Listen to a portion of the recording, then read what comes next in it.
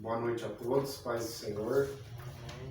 Fico contente mais uma vez de estar aqui com os irmãos para juntos estudarmos a respeito da palavra.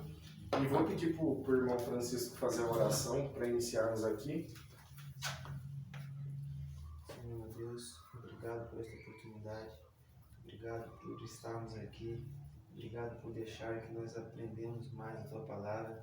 Senhor, por favor, usa Teu servo André para que possa estar ministrando sobre nossos corações, meu Pai, esse estudo, e usa-me, meu Pai, para estar ouvindo, meu Pai, e não só ouvindo, meu Deus, mas também aplicando o que aprendemos aqui, meu Pai.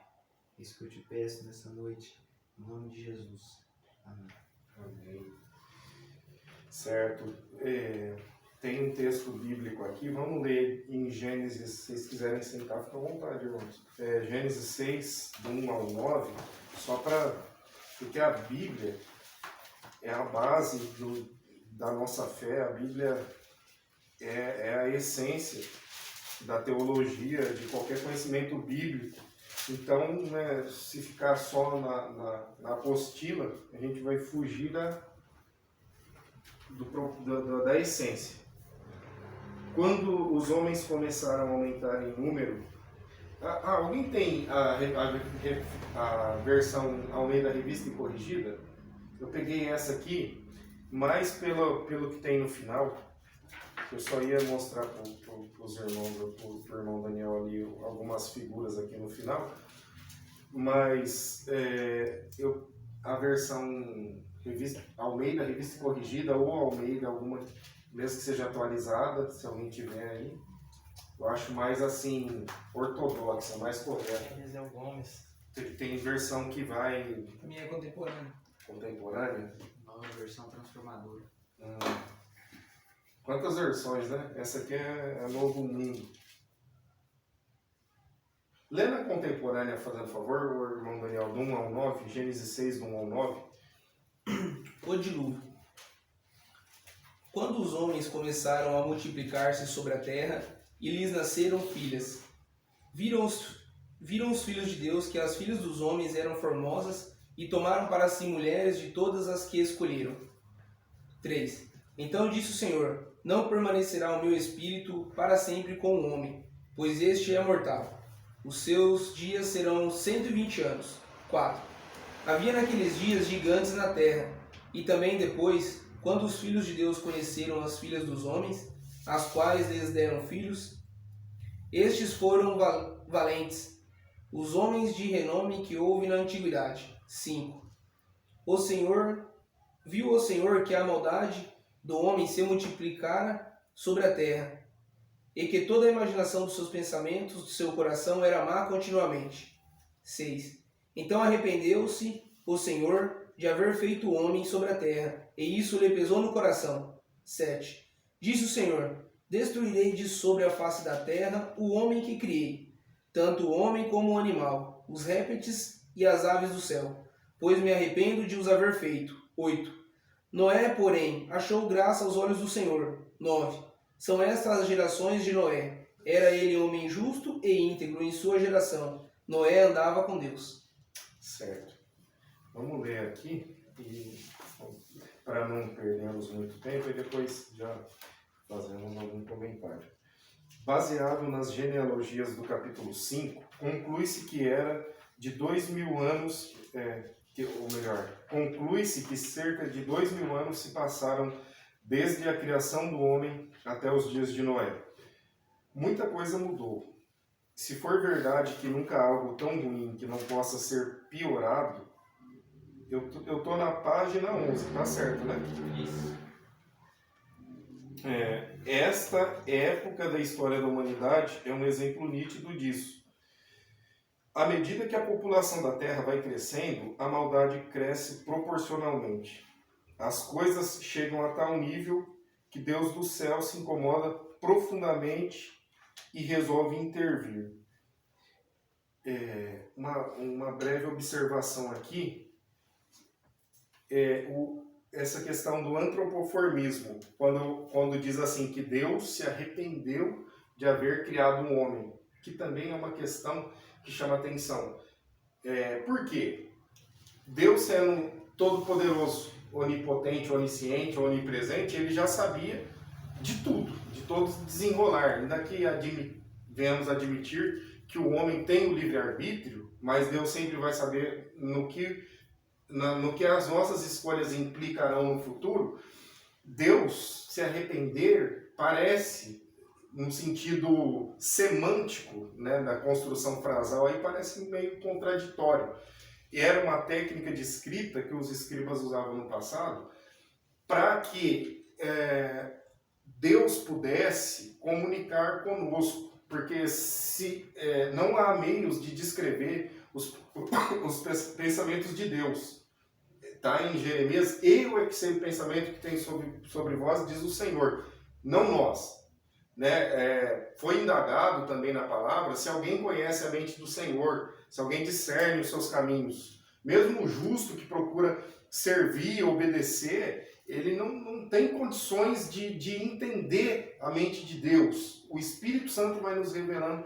E aqui, para Deus conseguir passar a mensagem para a humanidade, que de alguma forma, mesmo que aquilo não surpreendeu Deus, aquilo era algo contrário ao propósito que Deus havia criado o homem, então tem esse antropoformismo, essa forma humana de expressar as características de Deus. Não que necessariamente isso reflita a natureza de Deus. Deus não pode se arrepender. Exatamente. Eu já vi uma vez um pregador falando que a gente poderia usar esse termo, que vem se arrependeu por causa da tradução. Uhum. Mas a gente poderia usar como se, por exemplo, Deus sentiu um tremendo pesar. Exatamente. Eu li uma versão, inclusive online, hoje, a respeito, que usava esse termo, pesar. Que dá, a mesma coisa quando alguém morre, né, os pêsames.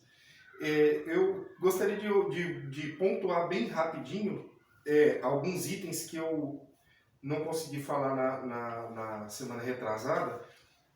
Adão e Eva, aquela parte que eles usavam roupas de planta, quando Deus foi perguntar para Adão teve a oportunidade ali de arrepender, depois eles se vestiram de roupas de figueira. É possível fazer, em muitos casos, analogia à religião, aos meios humanos também de parecer mais belo, de tentar esconder as suas imperfeições perante Deus. Aí Deus prepara ali o cordeiro. Tudo bem que, para algumas vertentes do judaísmo, o homem era um ser, não é como nós vemos no Evangelho. Para eles, o homem era um ser de luz, né? Tal como aquela luz ali, um ser, vamos dizer assim, quase que angelical. E quando ele peca, aí ele descobre que ele está nu, Deus dá pele. É uma das vertentes do judaísmo. Eu acredito naquela que o Evangelho prega que um cordeiro foi sacrificado, até porque esse cordeiro simbolizava Jesus, que viria redimir nossos pecados. Tem a questão também do sangue de Abel que clamou. Deus ouviu ali o sangue de Abel clamar. Tem uma referência, não sei se em Hebreus ou Apocalipse, Hebreus tem sobre Abel, o sangue de Abel, do justo Abel, clamava. Ele alcançou tamanha intimidade ali com Deus. E também em Apocalipse fala que o sangue dos santos estão clamando, ansiando o juízo, a redenção. E é uma questão também que chama atenção. É parecido com alguma coisa que o Espiritismo diz. E a igreja tem um posicionamento aí com relação a essas questões do pós-morte, que também rende assunto para um estudo à parte. Tem aquela consulta de Saul a uma vidente, tem Jesus no Monte da Transfiguração. Tem alguns temas aí que dá para pegar também essa questão do sangue de Abel e fazer uma análise à parte. Mas é importante mencionar que a gente sabe que são assuntos assim que às vezes você está evangelizando, às vezes um novo convertido, ele chega e pergunta: mas irmão, né, não está destinado ao homem morrer uma só vez, mas por que isso aqui? Então são coisas que às vezes é bom, pelo menos fazermos menção para saber, é um dado digno de nota que nós devemos aprofundar. Caim tem um sinal em si mesmo. em si. Ou seja, ele pecou, matou o irmão dele e Deus teve misericórdia. Ele falou, se eu sou amaldiçoado, vou andar errante, vagabundo e tal, fugitivo, quem me vê vai me matar. Daí Deus pôs um sinal nele e quem matasse Caim ia ser 7 vezes amaldiçoado. Então, Deus teve misericórdia até de um homicida. E qual seria esse sinal? Aí entra outro campo para especulação, porque não diz qual foi o sinal. Eu já ouvi dizer, um pessoal, acho que da congregação, dizer que pode ser uma raça. Eu, particularmente, discordo desse posicionamento. Acho que raça tem mais a ver com os filhos de Noé, e tem explicação científica para a raça que o fenótipo humano é um só. É um só e as variações, tanto que para a ciência nem são consideradas raças. Negro, japonês, branco, enfim, índio, etc. Para a ciência nem são, tal como ocorre com os cachorros, com os animais. O ser humano, as diferenças no fenótipo não são aptas a dizer que é uma raça diferente, mas é uma etnia, no sentido técnico, mas a gente fala raça. Eu entendo que não é este o significado da marca que Deus pôs em Caim. Já ouvi dizer também que foi um sinal, alguma coisa assim, de sangue, uma fenda, um machucado, para que a pessoa visse e sentisse dó, mas o texto não diz. Então são assuntos que às vezes a gente pode ouvir numa pregação, o pregador tem que pedir licença para fazer uma ilação, né? Formular uma hipótese, uma conjectura, usar uma licença poética, como diz no cinema. Né? Tem pregador que chega e gosta de ilustrar. Olha, eu já ouvi também falando sobre Jesus uma vez, que ele parou um funeral. Sim, ele parou. E a Bíblia diz que ele tocou no esquife. Aí tem alguns pregadores que falam, eu conhecendo meu Jesus, eu acho que o escritor foi comedido, porque Jesus deve ter tocado no peito do defunto e feito... Mas assim, o texto diz que tocou no esquife. Por que será que o apóstolo iria mentir? Então, eu evito essas linhas que tentam dizer muito além do texto. Se você quer formular alguma coisa que não está expresso no texto, tem que fazer a ressalva. Irmãos, aqui vale uma observação, né? Aqui não está expresso na Bíblia, mas tem essa hipótese, tudo relativizado. Agora, o texto não. O texto... Aí nós lemos tanto quanto possível na sua literalidade, porque a maior parte da Bíblia é literal. E aqui a última observação. Haviam 2 árvores no jardim. A árvore da ciência do bem e do mal e a árvore da vida. Aí depois que o homem toma conhecimento do bem e do mal, sai debaixo da inocência, dos cuidados de Deus, ele passa a ser ali conhecedor. Então Deus o priva da árvore da vida. Agora tem que pagar um preço para ter direito a comer da árvore da vida na redenção. Aí vamos prosseguindo. Se alguém quiser, pode me interromper. O Senhor Jesus se referiu a esta época como sendo caracterizada por grande frivolidade. Hedonismo é uma prática de entrega ao prazer. Muito semelhante ao estilo que os gregos viviam 7 séculos antes de Cristo, quando desenvolveram a filosofia, semelhante ao que a nossa era vive hoje, uma busca constante do prazer. Hedonismo e impiedade. Impiedade é justiça, é um sentimento contrário assim, à palavra de Deus. Nesse texto aqui de Mateus 24, do 38 ao 39, Jesus fala um pouco sobre essa época. Aqui diz, as pessoas não se importavam com Deus e por isso não davam ouvidos ao pregoeiro da justiça. Noé, segundo Pedro 2,5, que era o pregoeiro da justiça. Eu vou ler até o fim desse parágrafo e a gente lê essas 2 referências. Viviam como se Deus não existisse. Como a arca demorasse algum tempo para ficar pronta, aí tem uma nota de rodapé aqui. Estudiosos afirmam, baseado em Gênesis 6:3, que a construção da arca durou 120 anos. embora este sentido não possa ser atribuído de forma direta ao texto. Aí continuando no texto linear, houve tempo suficiente para que as pessoas se convertessem a Deus e escapassem do juízo do dilúvio. Ainda assim, somente Noé, sua esposa, 3 filhos e noras estavam dentro da arca quando as águas chegaram. Este é um outro assunto que é recorrente nas Escrituras desde a origem da humanidade, que é o Deus tenta de alguma forma passar alguma instrução para o homem do que fazer. E o homem se rebela, aí vem o juízo, e juntamente com o juízo, Deus sempre providencia uma redenção. Deus providencia um escape. Deus, quando pune Adão, Eva, puniu a serpente, ele falou que o filho da serpente, misericórdia, que o filho da mulher iria pisar a cabeça da serpente.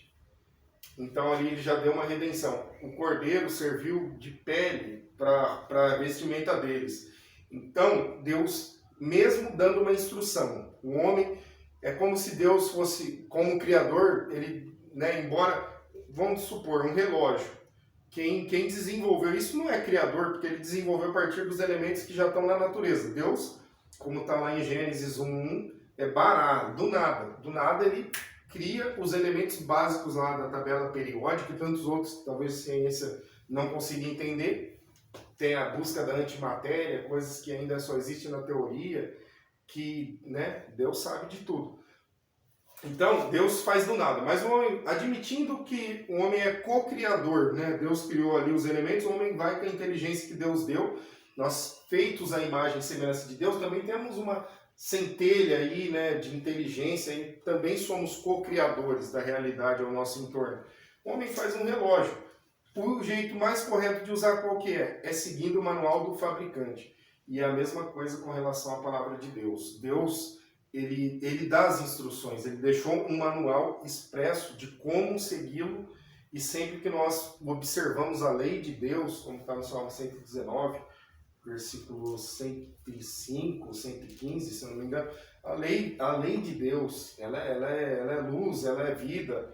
Então, nós devemos seguir para termos vida, para sermos salvos, abençoados. Então, Deus, sempre que vem essa questão do juízo, Deus sempre dá uma forma de redenção, como era aqui na arca. Foram muitos anos ali construindo. E Noé, como está em Hebreus, Noé creu contra as evidências, contra o que existia. Não tinha chuva naquela época, está no Gênesis, está em Hebreus também, que não tinha chovido. Só havia um vapor, porque a Terra era um clima, um sistema, era uma ecologia perfeita, não havia, era pouco tempo ainda depois da queda do homem, produziu cardos, espinhos ali, mas ainda os homens viviam muito, ainda a natureza não era tão poluída, provavelmente a água estava ali no estado de quase 100% de pureza, haviam várias condições ali que não apontavam para que água, mas Deus disse. E ele entendeu que se Deus disse, ele deveria levar a sério, como hoje devemos levar a sério a palavra de Deus. Porque Deus não mente, Deus não erra, Deus sabe tudo, é tudo dele. E Noé seguiu, e foram anos ali. Os anos que Noé construía, talvez pesasse para Noé, talvez ele fosse criticado por fazer o que é certo, como não é diferente nos dias de hoje. Talvez ele fosse desacreditado, as pessoas não acreditam na nossa fé, no nosso Deus, por mais poderoso, por mais evidências que ele dá, enfim. E isso serviu de juízo contra eles, que Deus foi misericordioso, Deus pôs a arca. Se todo mundo quisesse entrar, aí não ia precisar ter dilúvio. Vamos pensar, se a arca era a salvação, poxa, não vai caber, então cancela o dilúvio. Deus cancelou aí o decreto de morte para Ezequias, por que não? O dilúvio. Mas os homens não quiseram a redenção e veio sobre eles o juízo. Vamos ler, o irmão Boy, lê, fazendo favor, Mateus 24, do 38 ao 39, irmão Francisco, 2 Pedro 2,5. Mateus 24, 38 e 39 diz assim: Portanto, assim como nos dias anteriores ao dilúvio, comiam, bebiam, casavam e davam-se em casamento até o dia em que Noé entrou na arca. E não não o perceberam, até que veio o dilúvio e levou a todos. Assim será também a vinda do Filho do Homem. Certo. E segundo Pedro 2,5. Não poupou o mundo antigo, mas protegeu Noé, que proclamava a justiça, e 7 pessoas de sua família, quando destruiu com um dilúvio o mundo dos perversos. Certo. Aí observa que fala da questão em Mateus que os homens viviam a vida, né? Casavam-se, davam-se em casamento. Alguns dizem que dá-se em casamento essa prática, né? Vai ficando, vai, né, fornicando e tal. Sendo isso ou não, sendo simplesmente um ato de casar, que é um ato lícito, mas muitas vezes a pessoa está mais preocupada, tem que estar preocupada com o casamento, né, com as obrigações domésticas, com a criação dos filhos, com o serviço, mas isso não pode nos impedir de saber das coisas do Senhor. Porque muitas vezes, mesmo nós que somos servos de Deus, podemos ser tentados a levar uma vida mais secularizada. Por exemplo, o povo dos Estados Unidos, que a maioria disse que é evangélico, lá eles usam mais o termo protestante. No entanto, você vê que os hábitos da sociedade americana, entre os dois princípios assim fundamentais ali dos Estados Unidos, que foram princípios maçônicos, não vou entrar muito nesse mérito, no sentido de a maçonaria pregava a liberdade de religião. Eles fugiram da Europa, que havia uma inquisição católica, uma inquisição romana que queria obrigar o catolicismo, eles eram protestantes, e os fundadores ali dos Estados Unidos maçônicos. Mas tirando a maçonaria aí de foco, dando foco aí ao evangelho, eles eram protestantes. Mas você vê que com o passar do tempo, os Estados Unidos da América se tornaram a nação, nos dias atuais, mais próspera do mundo. Estima-se que a China deve ultrapassar lá para 2025, mas no momento presente os Estados Unidos é a nação. Mas o que aconteceu com eles? Você vê o cinema, você vê os jogos, a cultura, é uma cultura totalmente secularizada, totalmente apegada ao aqui, ao agora, à matéria. Por outro lado, vemos lá no lado oriental, como o Rabino já falou, o Eliel Hask, um apego muito grande à espiritualidade. A pessoa passa horas e horas meditando, mas uma espiritualidade não com o Criador no centro, também está errado. E nós devemos sim fazer as coisas lícitas, estar atento à palavra de Deus. Aqui Deus falou sobre o juízo, e o Espírito Santo, ele tenta falar com todos. Eu acredito, até com aqueles que ainda não estão com o Senhor, porque mesmo quem está no mundo, uma hora é resgatado. Uma hora o Espírito Santo leva a pessoa até a presença de Deus. E para isso, às vezes, ele usa, né, os seus servos como instrumento, e essa palavra vai trazer alguma luz ali. Se a pessoa der ouvido, ela vai ser salva, vai ser resgatada.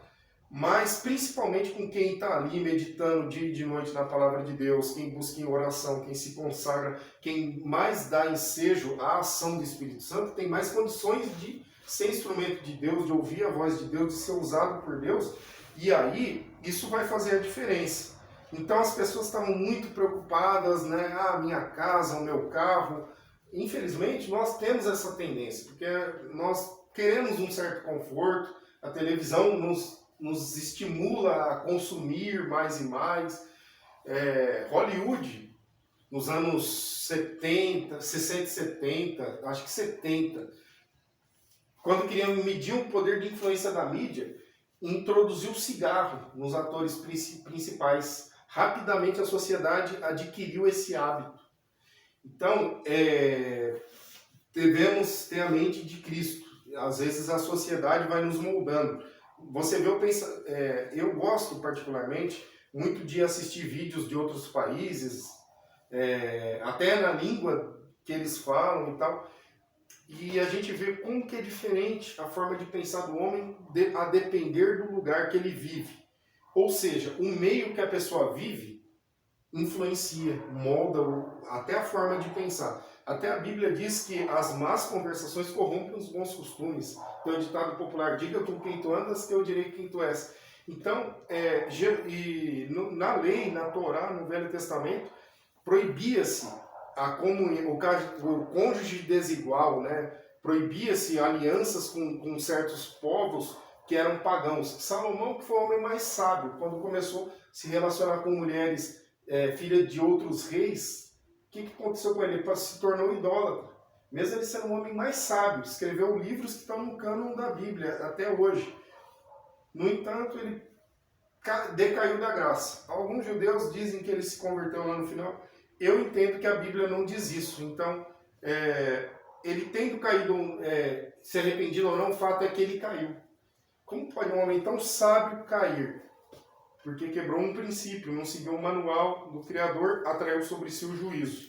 Como ocorreu aqui, né, nessas passagens referentes a Noé. A menção ao dilúvio pelo próprio Senhor e pelos apóstolos é uma prova inequívoca da literalidade do evento. A narrativa não é científica, mas nem por isso deixa de ter detalhes fidedignos. Até aquele momento não havia chovido sobre a terra. Está em Gênesis 2, do 5 ao 6. As águas que Deus separou sobre o firmamento, em Gênesis 1, do 6 ao 7, formavam uma espécie de câmara hiperbárica, o que poderia explicar a longevidade dos povos antediluvianos. No dilúvio, diz o texto que as comportas dos céus se abriram, liberando de uma só as águas que cobriam a terra e eliminaram a população da terra. Menos de 8 estavam na arca. Não há nada nessa narrativa que não possa ser aceita como literal. Uma pausa aqui. Essa questão aí do dilúvio, já ouvi uma pessoa descrente falar, mas como que pode inundar a terra se a terra é um globo?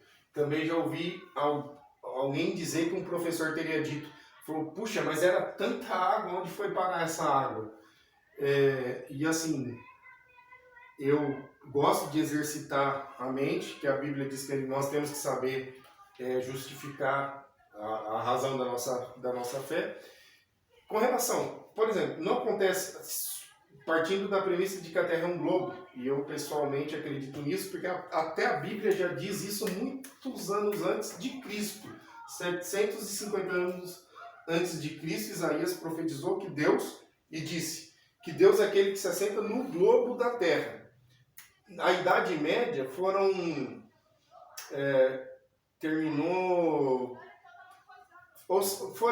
séculos, milhares de anos depois de Cristo, 1000 e alguma coisa, 1500 anos depois de Cristo, até mais ou menos esse período. E eles achavam que a Terra não era um globo, mas eles não liam a Bíblia. Mas a Bíblia já dizia. Então, partindo desse pressuposto, a Terra é um globo, ok, a Bíblia já dizia.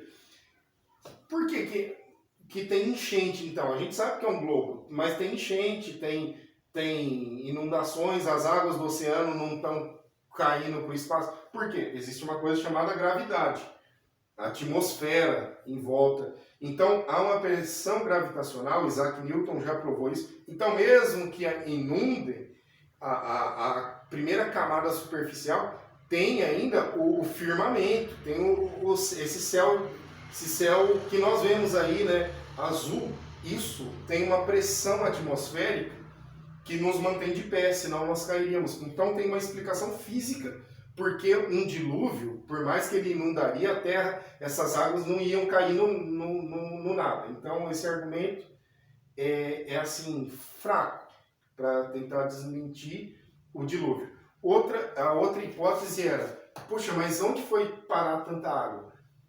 As geleiras dos polos, que têm se derretido, os cientistas já sabem hoje que se derreter, se continuar nesse ritmo, daqui a um tempo vai cobrir o litoral. Só as geleiras. E a geleira é o quê? É a água que está ali represada, entre aspas. Então, assim, dá para defender cientificamente essa questão. Aí uns pensam, mas peixe de água doce, de água salgada, tem artigos na internet. Enfim, se entrar pela vereda da ciência. Mas a gente aceita a literalidade da palavra de Deus, né? Independentemente dessas questões. Eu vou procurar pedir para vocês lerem sempre que for fora do Gênesis. Do Gênesis eu vou passando reto, que já está meio subentendido na discussão do assunto. Aí depois vocês vêm com calma para não ficar comprido, né? O dilúvio, segundo a Bíblia, foi mundial. Gênesis 7, do 17 ao 14, deve ser do capítulo 8, versículo 14. Durante 5 meses.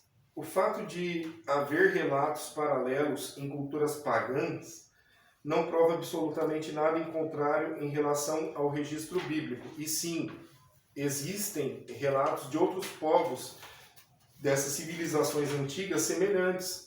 Tanto Adão e Eva, o dilúvio, Noé. Para os céticos, eram mitos do homem primitivo. Mas quem aborda muito bem esse assunto é o Dr. Rodrigo, da Adventista. Ele explica e eles justificam, né, que isso era uma tradição que foi passando de pai para filho para explicar. Adão falou para os seus filhos o que aconteceu e seus filhos foi passando de geração, tanto que todas as culturas conhecem algo em comum morando em locais distantes, depois que com a interferência cultural, com o passar dos anos, as pessoas foram cada vez mais se distanciando lá do Jardim do Éden. Mas isso é mais uma evidência que todo mundo vem do mesmo tronco, de uma mesma origem. Na verdade, isso diz o contrário. Como que pode vários povos separados, que não tinha avião, não tinha internet, dizer a mesma história sobre a criação da Terra? Alguém quer comentar alguma coisa? Vamos ler aqui então essa segunda parte, pontos alvos. Irmã, você lê um, fazendo favor? Vamos 2, 3, 4, eu leio 5, aí depois tem essa outra parte que a gente faz uma divisão também. Pode ler. Noé era um homem justo e íntegro entre os seus contemporâneos. Isso quer dizer que o meio corrupto onde ele nasceu e cresceu não determinou o tipo de pessoa que ele queria ser. Certo. O 2. Sua postura o destacou dos demais, e ele achou a graça. Deus demonstrou a compaixão dele a ponto de salvá-lo da destruição total e reprovar a terra a partir dele e de seus filhos. Certo. Tamanho nível moral da Terra. Esse I.E geralmente uma abreviação do latim de id est, que é isto é. Isto é. Deus demonstrou uma abreviação de isto é. Qual que é? O 3, o irmão Francisco. O papel de Noé estava bem definido na narrativa. A. Construir uma arca de acordo com as medidas e materiais. Anunciar a justiça de Deus contra a sua geração enquanto a construía. Prover comida para a sua família e para os animais. Colocar dentro da arca os animais que o Criador lhe enviaria. Entrar na arca 7 dias antes do dilúvio começar. Aguardar a ordem para sair da arca após as águas baixarem.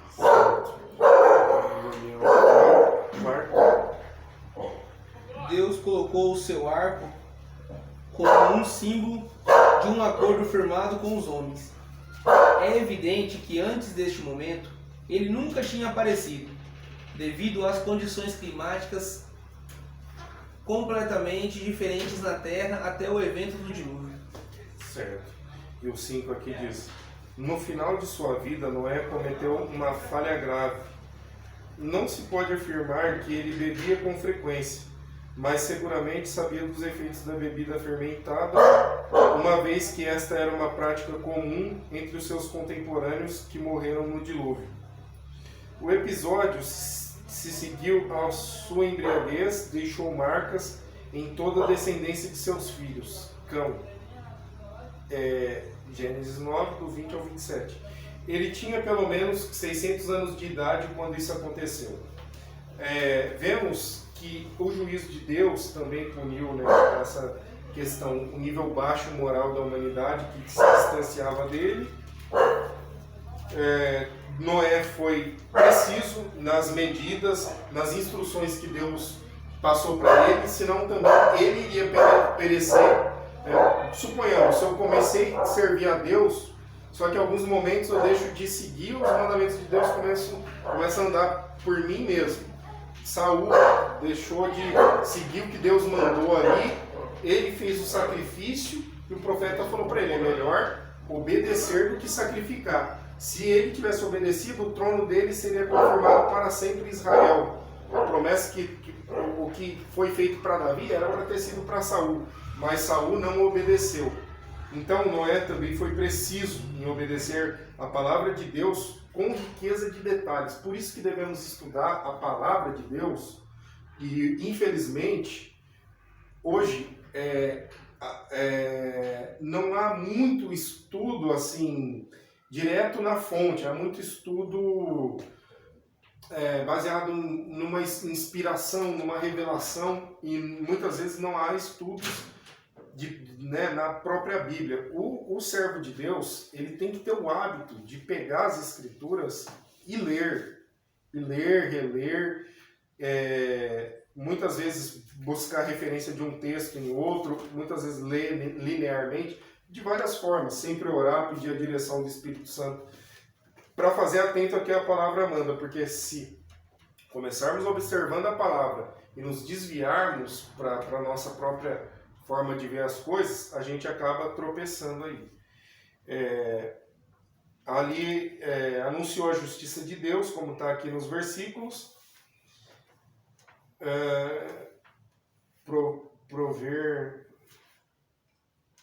Noé proveu o alimento para sua família e para os animais, também porque ele recebeu a orientação de Deus, porque ele mesmo, por mais inteligente que ele fosse, imagina fazer um projeto desse.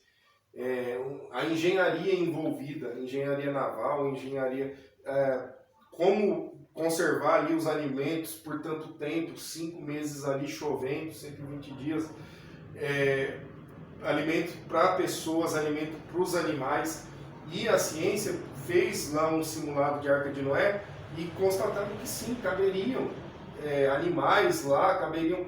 Então são coisas assim que às vezes para nossa mente fala, puxa, mas que coisa assim, a gente olha a fauna que existe aí, são tantos animais, como que cabe numa arca?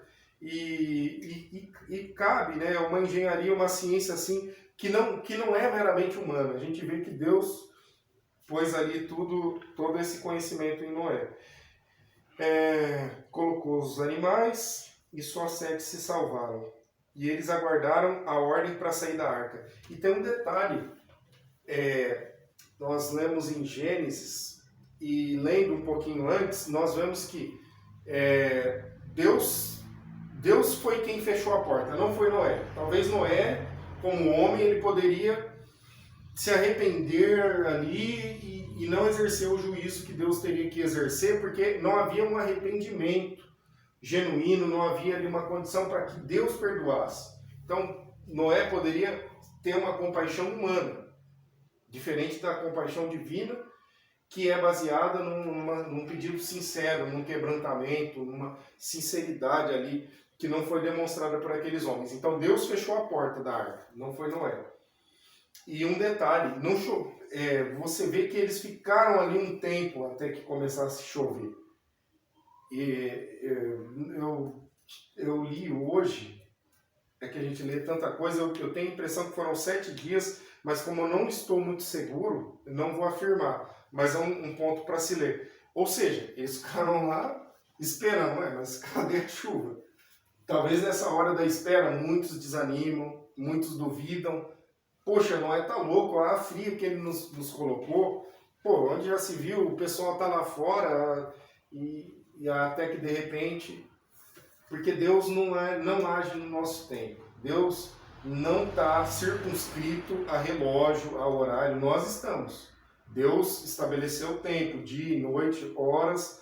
Deus pediu que guardasse o dia lá no Gênesis. Aí, hoje em dia, a igreja entende que não se deve, que é uma outra questão a ser estudada à luz da Bíblia. Mas Deus deu instruções para o homem. E esse acaba sendo o foco aqui. Noé seguiu e deu tudo certo. E Deus, como sinal da aliança que ele fez com a humanidade após o dilúvio, que ele falou que não ia mais destruir a humanidade, apareceu no céu um arco. Eu achei interessante que aqui está escrito arco, e não arco-íris, como costuma-se dizer em língua portuguesa, porque em inglês é rainbow, que seria também o mesmo nome para esse arco celeste. Uns falam arco celeste, porque arco é porque tem essa forma, né, de arco mesmo. E Íris é uma entidade pagã, não sei se grega, digamos assim, aqueles deuses pagãos que o povo antigo... Então é uma coisa que veio para a língua portuguesa, esse termo arco-íris, fazendo referência a algum deus pagão.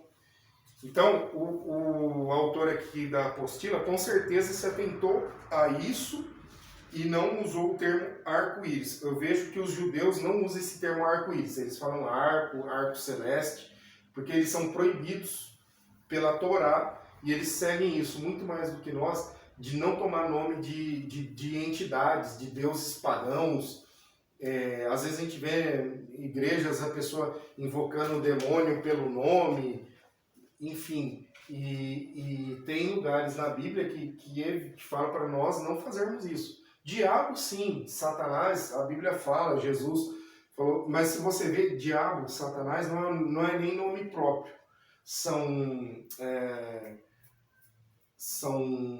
substantivos, como que eu diria, são qualidades de caluniador, de enganador, não é um nome próprio. Ainda que fosse, não é a mesma coisa que você ficar invocando ali certas entidades. Isso até era proibido, é proibido na palavra de Deus. Então, é importante que a igreja tome consciência dessa questão do arco, que é um arco celeste, um arco... Porque parece que é uma forma do diabo tentar tirar a glória de Deus, porque o arco foi um símbolo de uma aliança que Deus fez com a humanidade. E aí colocaram ali um nome de uma entidade pagã. Êxodo 20, os 10 mandamentos. Não terás outros deuses diante de mim, diz o Senhor. Então, parece que o diabo a todo custo está ali, sempre querendo roubar um pouco da glória de Deus para si. Aí fala da falta grave de Noé. Esse é um outro problema que, infelizmente, nossa condição humana nos propicia. Caminhamos com Deus e muitas vezes, depois de grandes feitos, eu fui pastor, eu abri tantas igrejas, eu preguei, sei lá, um gideões missionário, nada contra o evento, mas assim, eu fiz grandes coisas, como Salomão e tal, às vezes é do ser humano se engrandecer pelo que fez. E depois de ter feito isso, o que aconteceu? Noé fez a arca, Noé ficou lá, cuidou dos animais, salvou a família, a humanidade ia ser construída após ele, ele cometeu uma falta grave. É como diz a palavra, o cair é do homem, o levantar é de Deus.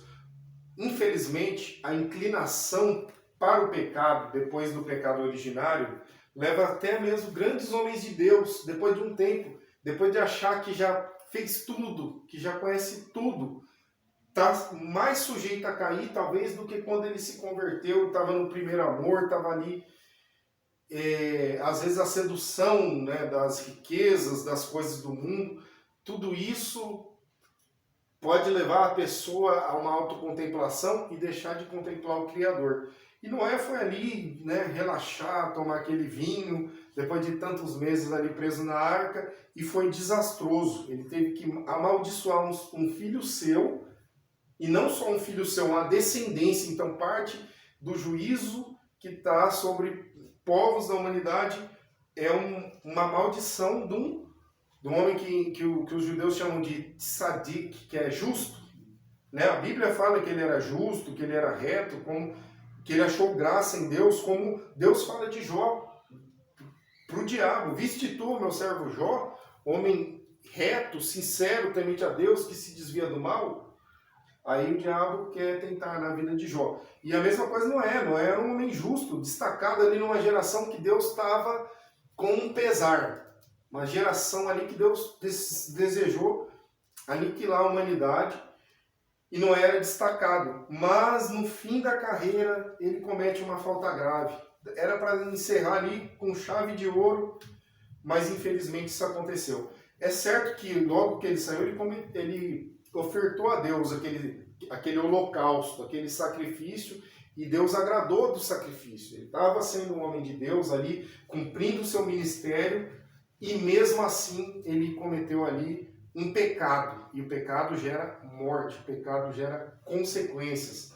O pecado, não importa, mas o cara é ungido, ele terá que arcar com aquelas consequências. Deus perdoa, mas as consequências são desastrosas. E a gente vê isso na história da humanidade. É certo que Jesus veio e quebrou o jugo, mas para que aqueles que foram amaldiçoados, esses descendentes de Noé, e há várias correntes teológicas, tem que ir e aceitar Jesus, tomar posse do sacrifício, senão estão debaixo de maldição. Não foi o André, não foi, né, nenhum de nós, foi Noé. Foi um homem que reconstruiu o mundo, que amaldiçoou um de seus filhos e a sua descendência. Então, maior que isso, só o sacrifício de Jesus para quebrar essa maldição hereditária. Para quem admite isso. É um outro debate que há acerca das escrituras, se há ou não maldição hereditária. Eu entendo que no Êxodo 20 está escrito que Deus faz misericórdia em milhares de gerações aos que amam, e ele aborrece até a terceira ou quarta geração, ele amaldiçoa até a terceira ou quarta geração daqueles que lhe aborrecem. E aí a Bíblia diz outras coisas a respeito, então partindo do que está literalmente no Êxodo 20, eu vou dizer que Noé amaldiçoou ali, foi uma maldição hereditária para a descendência de Cã, que só Jesus quebrou ali na cruz para quem tomou posse. Alguém quer comentar alguma coisa? Procura ler aqui. Vamos acelerar. Lição do dia. Vamos ver o que a apostila nos propõe. Aí eu vou deixar essas referências aqui para lermos em casa, porque o tempo não nos permite aprofundar com a riqueza que a gente queria dos detalhes. A Arca de Noé prefigurava Cristo e sua morte, como tudo na Bíblia, no Velho Testamento. Tudo eram sombras da Nova Aliança. Os paralelos entre a salvação daquelas 8 pessoas e a salvação de um pecador que se arrepende e crê, hoje em dia são impressionantes. A arca era o único recurso. Havia espaço para quem quisesse entrar. A maioria das pessoas desprezou os avisos do perigo iminente para entrar e serem salvos. Como hoje, a porta da graça ela é estreita. Muitos serão chamados, poucos serão escolhidos. O caminho largo é espaçoso. Muitos vão entrar por ele. Agora, a porta estreita, são poucos que vão querer. Para ser evangélico, a gente tem que renunciar aos prazeres. Então, imagina, hoje esse mundão aí que oferece tanta regalia, a gente optar por um meio de vida que a gente vai se privar de certas coisas, contradiz o curso do mundo. Né? É aquilo que Paulo falou, a loucura do evangelho. Tem que ser louco aos olhos humanos para optar pelo difícil, ao invés de viver fácil. É o mesmo que acontece hoje em dia. Poucos são os que dão atenção à mensagem do evangelho. Há muito mais do que um pregoeiro da justiça. Cada cristão é uma testemunha viva do poder transformador do Senhor. Ele deve anunciar a seus semelhantes que um juízo se aproxima contra os pecadores, mas que ainda há espaço na graça e misericórdia de Deus para arrependimento e perdão. Aí aqui ele sugere, para um bom papo, Noé era uma voz dissonante no meio de sua geração. Em que medida a igreja, como representante de Cristo no mundo, também anuncia uma mensagem de confronto? Muitas vezes, né, o sistema religioso, não vou falar igreja, porque a igreja de Cristo não é placa A, B, C, D ou E. A igreja de Cristo são salvos, lavados e remidos do seu sangue, independentemente da denominação, independente da época que viveu. Essa é a igreja de Cristo verdadeira. Pessoas, não templos, não sistemas religiosos. Mas dentro dos sistemas religiosos nós vemos, às vezes, que na atualidade há sistema religioso que utilizam formas assim mais humanas de pregar. Não vou dizer que é errado, mas quando isso se torna a tônica ali da pregação, não mais Jesus, não mais fica estranho, parece que não está mais confrontando o pecado, parece que só cumpre aquela parte, vem do jeito que você está, só que não prega o arrependimento, a conversão, mas continua assim do jeito que você está. O importante é arrebanhar multidões, e não é isso. O caminho estreito são poucos que vão entrar por ele, e a gente vê inchar, e muitas vezes porque não está sendo tão estreito. Não que a gente tem que dificultar a entrada para o reino dos céus, mas quando quem se propõe a pregar a palavra de Deus começa a ensinar uma forma de viver as verdades do Evangelho dissoante com aquilo que Deus mandou, é anátema, né? Foi o que Paulo disse. Qual teria sido a reação das pessoas se o dilúvio fosse acontecer no século 21? Aí pergunta, por que você acha isso? Qual seria a reação? É um exercício mental aqui a se fazer, né? Como eu nem faço porque Deus falou que foi só aquela vez, mas se fosse na nossa época, muita gente ia ficar aí, talvez até, quem sabe, nós, né, que estamos aqui falando a respeito. Então Deus sabe de todas as coisas. A história de Noé faz menção da graça de Deus, da fé e da obediência de Noé, Hebreus 11, 7. Que ele entrou para a galeria dos heróis da fé, que está lá em Hebreus 11. No caso, Noé, no versículo 7.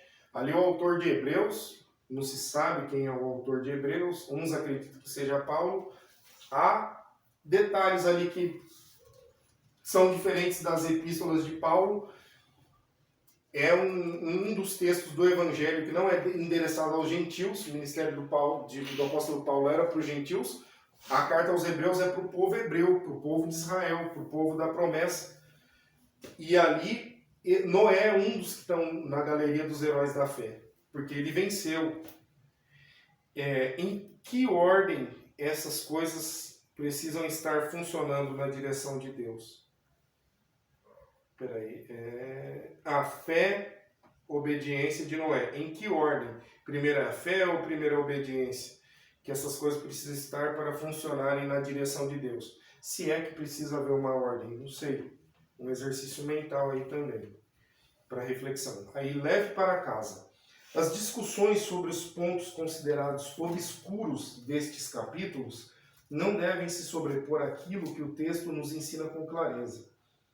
O Senhor Deus está no controle de todas as coisas. Toma vingança contra o pecado, mas também oferece, por graça, um meio de escape a todos os que quiserem aceitar sua oferta de perdão. Seu amor e graça são imensos e sua ira não dura para sempre. Uma folha nova de oliveiras no bico de uma pomba, Gênesis 8:11, foi o sinal de que uma nova era estava começando, uma nova oportunidade, um recomeço para Noé, toda a raça humana. E para toda a raça humana. Deus mostra seu caráter bondoso e compassivo, mesmo quando precisa tomar uma medida radical contra o mal e o pecado. O final da história é uma promessa de continuidade. Gênesis 8:22. O Senhor Deus sempre dá ao homem a chance de um novo começo. É como falei inicialmente. Deus aponta uma direção, o homem desvia, vem o juízo e junto com o juízo Deus dá a redenção. Essa questão da pomba, que primeiro Noé manda um corvo, né? O corvo volta, depois ele manda a pomba vai, volta, depois a pomba volta com um galinho no bico e depois a pomba fica. Muitos pregadores correlacionam a volta de Cristo, que Jesus, na primeira vinda, ele voltou. Ele voltou, né, o galho de oliveira, uns simbolizam ali que seria... eles fazem uma analogia, eu não sei precisar, mas... E que a segunda vez ele iria e não iria, digamos assim, a pomba foi e não voltou, seria tipo o arrebatamento da igreja. Há uma correlação aí que se faz em algumas pregações, que já faz muito tempo que eu ouvi, eu achei bem interessante, preciso rememorar esse tópico, mas lendo aqui me veio em mente, né? E aí fala do caráter bondoso e compassivo de Deus. E às vezes precisa tomar uma medida radical. Deus executa o seu juízo. Isso é a justiça de Deus. Ah, mas eu não acho justo que morreu o bebê, eu não acho... Não, a justiça, Deus é o juiz. Nós temos uma ideia de justiça porque somos a imagem e semelhança de Deus, mas nem de longe temos condições de sermos justos. Nossa natureza já é pecaminosa. Então, às vezes, julgar as coisas com o nosso critério de justiça, nós estamos longe da justiça. Deus não é justo, ele é a própria justiça. Todos os atributos de Deus, interessante é isso. Pode existir uma pessoa boa, em certa medida, porque diz que, né, o homem, infelizmente, não pode se dizer que é bom. Jesus falou, quem que é bom? Bom é o meu Pai que está no céu. Mas, enfim, eu posso atribuir qualidades. Ah, o fulano é bom, o fulano é honesto. Mas quando eu digo que não é que não é na essência, que a pessoa é puramente aquilo. Não, é um atributo. Eu atribuo uma qualidade. A qualidade é algo assim, transcendental, algo perfeito. O que é a bondade? Deus é bom. Então, eu posso ser bom se eu fizer o bem. Mas ali eu tenho lampejos de bondade. Em algum momento eu vou fazer o mal. Então eu não sou bom na minha essência. Ontologicamente falando, na essência. Eu tenho lampejos de bondade. Agora Deus não. Deus é bom. Deus é justo. Deus é sábio. Deus é amor. Deus é o único que é. Em certa medida, Deus já ouvi isso. Deus é o único que existe.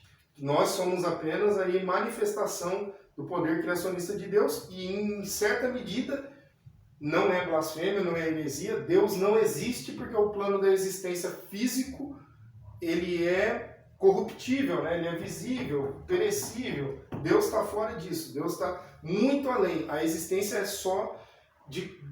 Ou seja, Deus é ao mesmo tempo princípio e fim. Essa ambiguidade, por isso que não há como explicar Deus pela lógica. Deus é ambíguo, Deus é além da compreensão. Então, Deus é ao mesmo tempo, né, a essência e o eterno Criador Todo-Poderoso, e ao mesmo tempo a gente não consegue captar, ao mesmo tempo que Ele é tudo, a gente não tem como captar assim por meios empíricos, por meios humanos, mas pela fé, pela oração, pelo manual que ele mesmo instituiu pela sua palavra. Eu entendo que é isso, né, que poderíamos refletir a respeito do assunto. Não sei se algum irmão quer fazer algum comentário, alguma pergunta. Eu peço para o irmão Boy fazer a oração de encerramento. Esse horário, né, a luz meio fraca, vai dando um sono. Amém? Amém. Eu novamente louvo a Deus, né? Obrigado de cada um que está aqui, que vem esse aprendizado, né? Mais um aprendizado, graças a Deus. Eu agradeço muito nosso irmão André Luiz, Eu que agradeço. está à disposição sempre, né? Para estar ensinando um pouco do que Deus deu para ele, né? Eu vi essa semana algo interessante que falou, não foi dessa forma, mas o sentido é o mesmo. Não adiantaria de nada estudar e não ter para quem passar. Você entendeu? Você estudar e não ter para quem passar aquilo que você estudou, não adiantaria de nada. Nós vamos ver que Deus deu uma sabedoria grande ao nosso irmão André Luiz aí. Ele está passando um pouco do que ele sabe para nós. E é bênção. tudo que a gente ouvir aqui, a gente tem que guardar e tem que viver. E passar para frente, né? E cada vez mais ensinando aos jovens que estão chegando agora, que vão aceitando Jesus, que não tem conhecimento, se nós souber, tem que ensinar, né? E com amor. Isso que é importante no reino de Deus. Não é só um crescer. Se fosse só um para crescer e os outros ficarem embaixo, nada adiantaria, né? Jesus mesmo falou, o que ele fez, nós seríamos capazes de fazer muito mais do que ele fez aqui na terra. Então, já está bem explicado aí. Mas é bênção de Deus, muito obrigado novamente, que Deus abençoe.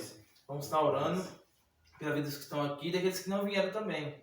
Deus sabe da situação de cada um e vamos estar orando, apresentando a mão de Deus nossa cidade, o país, passando por um momento muito difícil, aí o mundo está passando por um momento difícil, mas está tudo na mão de Deus, nunca sai do controle dele, tenho certeza. Vamos estar orando. Meu querido Deus Todo-Poderoso, Criador do céu e da terra, Deus digno de toda adoração e de todo louvor, te exaltamos e te glorificamos e agradecemos muito a Ti, Pai, por ter permitido que nós se acordamos pela manhã, ter dado força, fôlego de vida para lutar durante o dia contra os laços do inimigo. E graças a Ti, Pai, chegamos aqui. Isso que é importante, que vencemos durante o dia e estamos aqui reunidos para aprender muito, muito sobre a Tua Palavra. Graças a Ti, Deus. Oramos pela vida daqueles que não vieram, pela vida da nossa cidade, nosso país, nosso mundo. Está em Tuas mãos, Pai. Nós temos que entregar nas Tuas mãos, porque o Senhor tem poder para agir, em nome de Jesus. Que nós possamos viver essa palavra e ser obediente à Tua palavra, em nome de Jesus. Que o Senhor possa abençoar a vida do nosso irmão André Luiz e desses jovens que estão aqui, Pai. Que nós possamos cada vez mais aprender em prol do Teu reino, em nome de Jesus. Então te agradecemos, Deus. E que exaltado e glorificado sempre seja o Senhor, Pai, por ter nos dado essa oportunidade. E em nome de Jesus, te agradecemos. Amém, Deus. Amém. Bom, acho que a gente começou mais tarde, acho que conseguimos terminar ainda um pouquinho mais cedo. Não, Tem que ser